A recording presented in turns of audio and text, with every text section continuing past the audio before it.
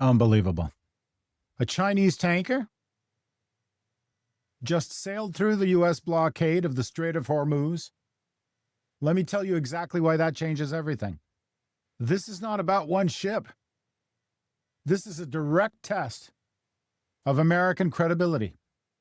If China can push a tanker through a U.S. naval blockade in the most strategic waterway on Earth and nothing happens, then this blockade is theater.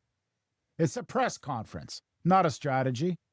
And every country watching, from Saudi Arabia to Japan, India to South Korea, just learned that the rules don't apply to Beijing.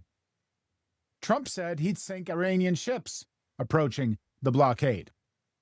China just dared him to say the same thing to them. He won't. And that is the real crisis. I've been in rooms where these decisions get made. When your bluff gets called on the world stage, you have two choices: escalate or lose the strait. Simple as that. There is no third option. And right now, nobody in Washington has an answer for what just happened. Follow me. I break this down daily. Please subscribe.